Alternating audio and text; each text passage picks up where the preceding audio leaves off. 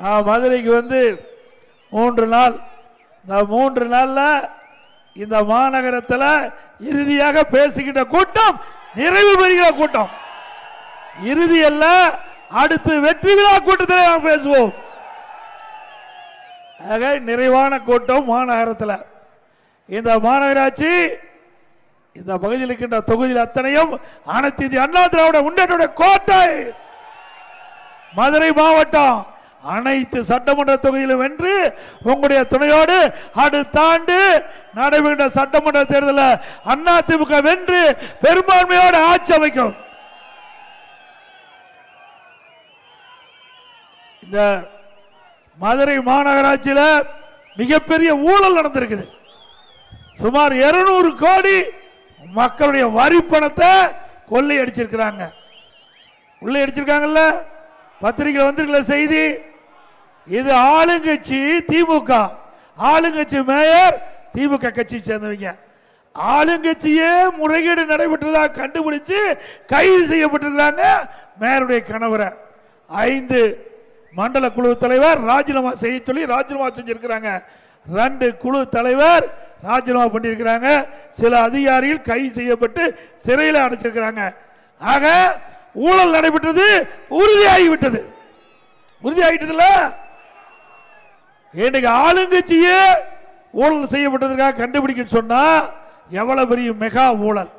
இன்னைக்கு மக்கள் கஷ்டப்பட்டு வீட்டு வரி கட்டுறாங்க, கஷ்டப்பட்டு வரி கட்டு கடை வரி கட்டுறாங்க, மக்களுக்கு வழங்கப்படுகிற குடி வரி கட்டுறாங்க, போதாதுக்கு குப்பைக்கு வரி. அது மட்டும் இல்ல, நான் வளர்த்துற ஆடு மாடு குதிரை பன்னிக்கு கூட வரி போட்டாங்க. இப்படிப்பட்ட ஒரு கேவலமான ஆட்சி தமிழகத்தில் இந்தியாவில் எங்கேயும் இல்லை. அப்படி வரி போட்டு அந்த வரி இவர்கள் கொள்ளையடித்ததுதான் இந்த ஆட்சியுடைய சாதனை. ஆகவே மீண்டும் அதிமுக ஆட்சி மலர்ந்தவுடன் இந்த முறைகேடாக நடைபெற்று ஊழல் செய்த இந்த மாநகராட்சி மேயரில் தோண்டி எடுத்து உண்மையை கண்டுபிடித்து மக்கள் முன்னால் வெளிப்படுத்துவோம். இன்றைய தினம்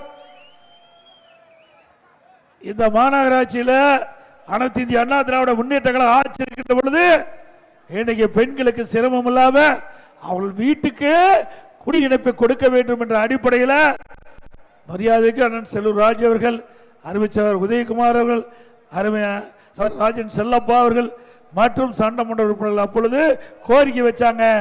உடனடியாக அனைத்து இந்திய அண்ணா திராவிட முன்னேற்ற கழக அரசு, அம்மா அரசு சுமார் 1300 கோடி நிதி ஒதுக்கீடு செஞ்சு முல்லை பெரியார் அணையிலிருந்து இரும்பு குழாயின் மூலமாக நம்முடைய மதுரை மாநகர மக்களுக்கு தூய்மையான தங்குதடை இல்லாம குடிநீர் வழங்குவதற்கு ஆணை பிறப்பித்து நடைமுறைப்படுத்திய அரசு அதிமுக அரசாங்கம். கிடப்புல போட்டாங்க, கொண்டு வந்தது நாம, ஆனா செய்ய மனமில்ல. எனது அதிமுக ஆட்சியில் கொண்டு வரப்பட்ட திட்டம் என்ற காரணத்திற்காக அரசியல் காழ்ப்புணர்ச்சியின் காரணமாக திட்டத்தை கிடப்புல போட்டிருக்காங்க. மீண்டும் உங்கள் துணையோடு அதிமுக ஆட்சி மலர்ந்தவுடன் இந்த திட்டம் நிறைவேறும், பயன்பாட்டுக்கு வரும். அது மட்டும் இல்ல, இந்த திட்டத்தில் 40 ஆண்டுகளுக்கு நம்முடைய மாநகராட்சியில் இருக்கிற மக்களுக்கு தங்குதடை இல்லாமல் குடிநீர் கொடுக்கப்படும். அப்படி ஒரு அற்புதமான திட்டம், நீண்ட கால திட்டம் இந்த மக்களுக்காக கொண்டு வந்து நிறைவேற்றப்பட்ட அரசு அதிமுக அரசாங்கம். இப்படி ஒரு திட்டத்தையாவது திராவிட முன்னேற்ற கழக அரசு வந்த பிறகு இந்த பகுதியில் நிறைவேற்றிருக்காங்களா? சொல்லுங்க, நிறைவேற்றிருக்காங்களா? அது மட்டும் இல்ல, எய்ம்ஸ் மருத்துவமனை இந்த பகுதியில் இருக்கின்ற ஏழை எளிய மக்கள் ஏதாவது அறுவை சிகிச்சை செய்ய வேண்டும்னா தனியார் மருத்துவமனைக்கு போனோம். அந்த பிரச்சனை இருக்கக்கூடாது என்பதற்காக மாண்புமிகு அம்மா இருக்கின்ற பொழுது பாரத பிரதமருக்கு கடிதம் எழுதி மதுரையை மையமாக வைத்து தென் மாவட்ட மக்களுக்கு முழுமையா சிகிச்சை கிடைக்க வேண்டும், மதுரை மாநகராட்சி இருக்கின்ற மக்களுக்கு நல்ல சிகிச்சை கிடைக்க வேண்டும் என்பதற்காக அம்மா அப்பொழுது மதுரையை தேர்ந்தெடுத்து எய்ம்ஸ் மருத்துவமனை மதுரையிலே கொடுக்க வேண்டும் என்று வற்புறுத்தினாங்க. அம்மா மறைவுக்கு பிறகு அம்மா அரசு தொடர்ந்து வற்புறுத்தி நான் முதலமைச்சர் இருந்த பொழுது பாரத பிரதமரே மதுரைக்கு வந்து அடிக்கல் நாட்டி இன்றைய தினம் முழுமை பெறுகின்ற நிலை இருக்குது. அடுத்த ஆண்டு அதிமுக ஆட்சி மலர்ந்தவுடன் இந்த எய்ம்ஸ் மருத்துவமனை கட்டி முடிக்கப்பட்டு மக்களுடைய பயன்பாட்டு கொண்டு வரப்படும். அதோட ஸ்டாலின் நிறைய திட்டங்கள் அறிவிச்சிருக்கிறார். நலன் காக்கும் ஸ்டாலின், அவருக்கே நலன் காக்க முடியல, எங்க போய் மக்களை நலன் காக்க போறீங்க? அவர் ஹாஸ்பிட்டலுக்கு போன பிறகுதான் இந்த திட்டத்தை அறிவிச்சார். திரு ஸ்டாலின் அவர்களே, அனைத்து இந்திய அண்ணா திராவிட முன்னேற்ற கழக அரசுகின்ற பொழுது இன்றைக்கு ஏழை மக்கள் அதிகமாக வசிக்கிற பகுதியை தேர்ந்தெடுத்து அங்க ஒரு அம்மா மினி கிளை கொண்டாந்தோம். 2000 அம்மா மினி கிளை கொண்டாந்து ஏழை மக்களுக்கு அந்த பகுதியிலேயே சிகிச்சை அளிக்கக்கூடிய அற்புதமான திட்டம். அந்த திட்டத்தை ரத்து பண்ணிட்டீங்க. மீண்டும் அதிமுக ஆட்சி வந்த பிறகு 2000 அம்மா மினி கிளை 4000 அம்மா மினி கிளை தமிழகத்தில் திறக்கப்பட்டு ஏழைகளுக்கு அற்புதமான சிகிச்சை கொடுக்கப்படும். இது அதிமுக அரசுடைய சாதனை. அது பொறுக்க முடியல. இன்றைக்கு இந்த அம்மா மினி கிளினிக்ல மக்கள் அதிகமாக வந்து சிகிச்சை பெறுகின்ற சூழ்நிலை தெரிந்தவுடன் இந்த திட்டம் இந்த திட்டம் தொடர்ந்தா அதிமுக கட்சிக்கு நல்ல பேர் வரும்னு திட்டத்தை ரத்து பண்ணியிருக்கிறாங்க. இது மக்களுக்காக கொண்டு வந்த திட்டம், ஏழை மக்களுக்காக கொண்டு வந்த திட்டம். இந்த திட்டம் அதிமுக ஆட்சி வந்தா தொடரும். அதோட திருமண உதவி திட்டம், அதிமுக ஆட்சி இருக்கின்ற பொழுது திருமண உதவி திட்டம் கொண்டு வந்து நிறைவேற்றணும். தாலிக்கு தங்கம் ஒரு பவன் இன்னைக்கு 76,000 ரூபாய் விற்குது. 25,000 50,000 திருமண உதவி திட்டம் அதை நிறுத்திட்டாங்க. அந்த ஏழை குடும்பத்தில் பிறந்த பெண்கள், ஏன்னா இன்னைக்கு மாநகரத்தில் நிறைவு கூட்டம் இல்ல, அதனால மலர் தூவி அண்ணன் வரவேற்றிருக்கார். ஆக ஏழை குடும்பத்தில் பிறந்த பெண் பொருளாதார சூழ்நிலை காரணமா திருமணம் தடைபடுகிறது. அதை அம்மா உணர்ந்து அந்த ஏழை குடும்பத்தில் பிறந்த பெண்ணுக்கு உரிய நேரத்தில் திருமணம் நடைபெற என்பதற்காக பொருளாதார நீதியா 25,000 50,000 தாலிக்கு தங்கம் கொண்டு வந்தோம். அந்த திட்டம் கூட பொறுக்க முடியல. ஏழைகளுக்கு கொடுக்கக்கூடிய திட்டத்தை கூட ரத்து செய்த ஒரே அரசாங்கம் ஸ்டாலின் அரசாங்கம். மீண்டும் அதிமுக ஆட்சி மலர்ந்தவுடன் இந்த தங்கத்திற்கு தாலிக்கு தங்கம் திட்டம், திருமண உதவி திட்டம் தொடரும். இந்த திருமண உதவி திட்டத்தில் மணப்பெண்ணுக்கு பட்டு சேலை கொடுக்கப்படும், மணமகனுக்கு பட்டு வேஷ்டி கொடுக்கப்படும். அதோட ஒவ்வொரு தீபாவளி வருகின்ற பொழுது நம்முடைய தாய்மார்களுக்கும் நம்முடைய சகோதரிகளுக்கும் அருமையான சேலைகள் வழங்கப்படும், சேலை கொடுக்கப்படும். தீபாவளி போது ஒவ்வொரு தீபாவளி போதும் கொடுப்போம். அதே போல அதிமுக ஆட்சிக்கின்ற பொழுது 460 நடமாடும் மருத்துவமனை நான் கொண்டு வந்து நிறைவேற்றி எங்கெங்கெல்லாம் மக்கள் பாதிக்கப்பட்டாங்களோ உடனடியாக மருத்துவ குழுவுக்கு போய் சிகிச்சை அளித்து குணமடைய செஞ்சோம். 15 லட்சம் மருத்துவ முகாம் நடத்தணும். திரு ஸ்டாலின் அவர்களே, அனைத்து இந்திய அண்ணா திராவிட முன்னேற்ற கழக ஆட்சியில் ஏழை மக்களுக்கு மருத்துவ சிகிச்சையில் நம்பர் 1 இருந்தது. 15 லட்சம் மருத்துவ முகாம் நடத்தி சாதனை படைத்த அரசாங்கம் அதிமுக அரசாங்கம். 264 ஆரம்ப சுகாதார நிலையத்தை கொண்டு வந்து மக்களுக்கு அந்த பகுதியிலேயே சிகிச்சை கொடுத்தோம். 168 மேம்படுத்தப்பட்ட ஆரம்ப சுகாதார நிலையம் தரம் உயர்த்தப்பட்டது. அம்மா ஊட்டச்சத்து பெட்டகம், அம்மா குழந்தை நல பரிசு பெட்டகம், இப்படி நிறைய திட்டங்களை கொண்டு வந்து மக்களை காத்த அரசாங்கம் அதிமுக அரசாங்கம். அதோட இன்றைக்கு டாக்டர் முத்துலட்சுமி ரெட்டி மகப்பேறு நிதியுதவி திட்டம் 12,000 18,000 உயர்த்தியது அதிமுக அரசாங்கம். இப்படி ஏழை மக்களுக்காக பல்வேறு திட்டங்களை கொண்டு வந்து நடைமுறைப்படுத்தி அந்த ஏழை மக்களுக்கு நன்மை கிடைக்கக்கூடிய செய்த அரசு அதிமுக அரசு என்பதை இந்த நேரத்தில் சுட்டிக்காட்டி, இதெல்லாம் விலைவாசி வெண்ணை முட்டிக்கிட்ட அளவுக்கு உயர்ந்து போச்சு. இன்னைக்கு உணவுப் பொருள் வந்து அதிகமாக பார்த்தீங்கன்னா விலை வந்து கட்டுப்பாட்டுக்குள் இல்லை. இந்த அரசாங்கத்தில் இன்னைக்கு அரிசி விலை 1 கிலோ 20 ரூபாய் ஏறி போச்சு. பச்சரிசி அதிமுக ஆட்சியில் 50 ரூபாய்க்கு விற்றது 1 கிலோ. இப்போ திமுக ஆட்சியில் 77 ரூபாய்க்கு விற்கிது. இதெல்லாம் போய் நம்ம மளிகை கடையில் வாங்கிட்டு வந்தோம். ஏன்னா இல்லைன்னா வேணும்னே திட்டமிட்டு அடுத்த நாளே திமுக காரர் பேசுவாங்க, எடப்பாடி பழனிசாமி பஸ்ஸை தூக்கிட்டு போய் ஊரா வீதி வீதியாக ஒரு பொய்யை பேசிட்டு வந்தான்னு. நாங்கள் உண்மை தான் பேசுகிறோம். இதெல்லாம் மளிகை கடையில் வாங்கின இந்த பட்டியல். பச்சரிசி சாப்பாட்டு அரிசி 1 கிலோ அதிமுக ஆட்சியில் 50, திமுக ஆட்சியில் 77 ரூபா, கிட்டத்தட்ட 27 ரூபா 1 கிலோவுக்கு அதிகம். அதே பொன்னி புழுங்கல் அரிசி 1 கிலோ அண்ணா திமுக ஆட்சியில் 50, திமுக ஆட்சியில் 72. இட்லி புழுங்கல் அரிசி 1 கிலோ அண்ணா திமுக ஆட்சியில் 30, திமுக ஆட்சியில் 48. கடலை எண்ணெய் 1 கிலோ அண்ணா திமுக ஆட்சியில் 130, திமுக ஆட்சியில் 190. நல்லெண்ணெய் 1 கிலோ 250 அண்ணா திமுக ஆட்சியில், திமுக ஆட்சியில் 400. துவரம்பருப்பு 1 கிலோ 74 ரூபா அண்ணா திமுக ஆட்சியில், திமுக ஆட்சியில் 130. உளுத்தம்பருப்பு 1 கிலோ 79, திமுக ஆட்சியில் 120. இதையெல்லாம் எதற்கு சொல்லினால், ஒரு ஆட்சின்னு வந்தா மக்களுக்கு நன்மை செய்ய வேணும். குறிப்பா ஏழை எளிய மக்கள் அன்றாட வேலைக்கு சென்றால் தான் அவருடைய வீட்டில் அடுப்பெரியும். அப்படிப்பட்ட மக்கள் படுகின்ற வேதனை துன்பம், அதை பத்தி எல்லாம் இந்த அரசாங்கத்துக்கு கவலையே இல்லை. இவ்வளவு விலைவாசி உயர்ந்திருக்குது, இதை கட்டுப்படுத்துறதுக்கு இந்த அரசாங்கம் என்ன நடவடிக்கை எடுத்திருக்குது? எதுவுமே இல்லை. இதே அனைத்து இந்திய அண்ணா திராவிட முன்னேற்றங்களை ஆட்சி கிட்ட பொழுது, இந்த விலைவாசி ஏறிக்கிட்ட பொழுது, அதை கட்டுப்படுத்துவதற்கு விலை கட்டுப்பாட்டு நிதி என்று 100 கோடி ஒதுக்கி, அண்ணன் தான் இதுக்கு மந்திரியா இருந்தார், அண்ணன் செல்லூர் ராஜு தான் கூட்டுறவுத்துறை மந்திரியா இருக்கும்போது 100 கோடி ஒதுக்கி எந்த உணவுப் பொருள் விலை ஏறுதோ அந்த உணவுப் பொருள் எந்த மாநிலத்தில் விலை குறைவாக இருக்குதோ அங்க போய் கொள்முதல் செய்து வாங்கிட்டு வந்து கூட்டுறவுத்துறையின் மூலமா அந்த விலையை குறைச்சி மக்களுக்கு விலை குறைந்த விலையில உணவுப் பொருள் கொடுத்த அரசாங்கம் அதிமுக அரசாங்கம். மக்களுக்காக பணியாற்றிய அரசாங்கம் அதிமுக. குடும்பத்துக்காக இருக்கின்ற அரசு திமுக அரசு. மக்களை பற்றியே கவலைப்படாத ஒரு அரசாங்கம்னா அது திமுக அரசாங்கம் தான். இன்றைக்கு எண்ணி பாருங்க, இன்றைக்கு நாட்டு மக்களை பற்றி சிந்திக்கக்கூடிய அரசாங்கம் அதிமுக அரசு. எப்பொழுது பார்த்தாலும் வீட்டு மக்களுடைய சிந்தனையிலே இருக்கின்ற முதலமைச்சர் திரு ஸ்டாலின். அந்த திரு ஸ்டாலின் குடும்பத்தில் திரு உதயநிதி எம்எல்ஏ ஆக்கினாங்க, பிறகு அமைச்சர் ஆக்கினாங்க, இப்போ துணை முதலமைச்சர் ஆகிட்டு. இதில் தான் கவனம் இருக்குது. நாட்டு மக்களுக்கு என்ன பிரச்சனையே, அந்த பிரச்சனையை எப்படி தீர்க்க வேணும், அதில் கவனம் கிடையாது. அது மட்டும் இல்லை, இப்போ ஒரு வாரத்துக்கு முந்தி திரு ரகுபதி பேசுறார், திரு ஸ்டாலினுக்கு பிறகு உதயநிதி ஸ்டாலின் முதலமைச்சரா. ஏன்னா கடையிலே கிடைக்குது முதலமைச்சர், ஓட்டம் கட்டி வாங்கிட்டு வருதுக்கு. மக்கள் ஓட்டு போட்டு மக்கள் தேர்ந்தெடுக்க வேணும், அப்பதான் முடியும். திரு கருணாநிதி குடும்பம் திரு ஸ்டாலின் குடும்பத்தில் ஒருத்தர் அடையாளம் கட்டிட்டா மக்கள் தேர்ந்தெடுத்து முதலமைச்சர் ஆக்கிடுவாங்களா? என்ன உழைப்பு இருக்குது? கட்சியிலேயும் உழைப்பு இல்ல, நாட்டு மக்களுக்கு உழைப்பு இல்ல. திரு ஸ்டாலின் குடும்பத்தில் அவருடைய மகனா இருக்கார், அதுதான் அடையாளம். வேற என்ன அடையாளம் இருக்குது? மக்களுக்காக என்ன உழைத்தீங்க? ஆக நாட்டு மக்களை ஏமாற்றி திரு கருணாநிதி குடும்பம் இருக்கின்ற பொழுது ஸ்டாலின் அவரை முதலமைச்சராக்கினாங்க. அதுக்கு பிறகு உதயநிதி கொண்டு வருவதற்கு முயற்சி பண்றாங்க, இப்ப இன்பநிதியை கொண்டு வருவதற்கு முயற்சி பண்றாங்க.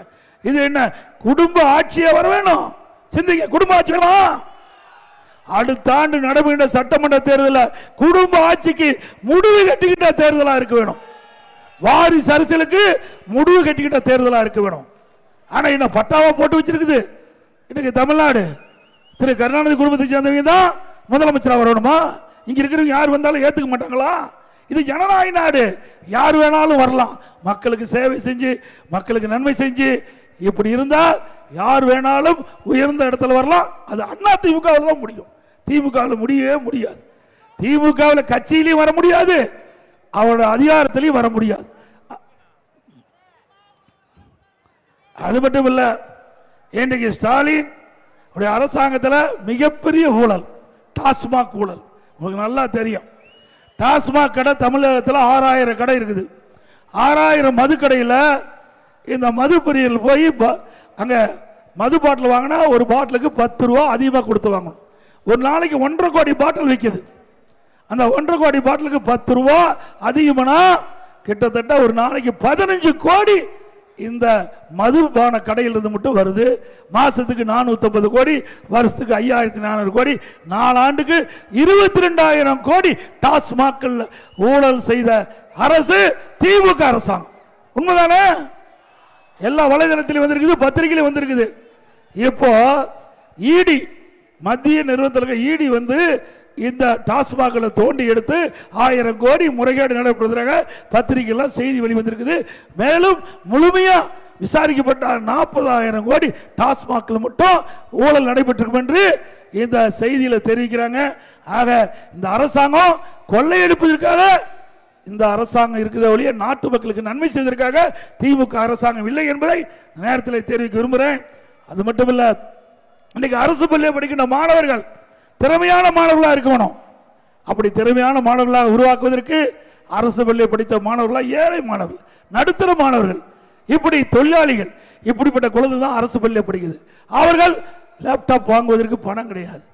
அம்மா சிந்திச்சார்கள், அரசு பள்ளியில் படிக்கின்ற மாணவ செல்வங்கள் திறமையானவர்களாக இருக்க வேண்டும். இன்றைக்கு உலகத்தரத்திற்கு ஏற்ற கல்வி இந்த லேப்டாப் மூலமாக நம்முடைய மாணவர்கள் கொடுக்க என்பதற்காக அண்ணா திமுக அரசு 10 ஆண்டு காலத்தில் கிட்டத்தட்ட 52,35,000 மாணவ மாணவிக்கு லேப்டாப் கொடுத்தோம். 7,300 கோடி நிதி ஒதுக்கீடு செய்யப்பட்டது. இது அண்ணா திமுக ஆட்சியுடைய சாதனை. அதையும் நிறுத்திட்டாங்க. அண்ணா திமுக ஆட்சிக்கு வந்த பிறகு இந்த திட்டமும் தொடரும். அதோட அம்மா இருசக்கர வாகனம் நம்முடைய சகோதரிகள் குறிப்பிட்ட நேரத்துக்கு வேலைக்கு போகணும், குறிப்பிட்ட நேரம் முடிஞ்ச உடனே படி முடிஞ்ச உடனே வீட்டுக்கு வரணும். அதுக்காக அம்மா இருசக்கர வாகனம், ஒவ்வொரு அம்மா இருசக்கர வாகனத்துக்கு 20,000 மானியம் 3 லட்சம் பேர் கொடுப்புன்னு அறிவிச்சோம். 2,80,000 பேருக்கு அம்மா இருசக்கர வாகனம் வழங்கப்பட்டது. அந்த திட்டத்தை ரத்து பண்ணிட்டாங்க. அண்ணா திமுக ஆட்சிக்கு வந்த பிறகு நம்முடைய சகோதரிகளுக்கு அம்மா இருசக்கர வாகனம் மானிய விலையிலே வழங்கப்படும். அதோட அரசு பள்ளியில் படிக்கிற மாணவர்கள் அவருடைய கனவு மருத்துவராக வேண்டும்.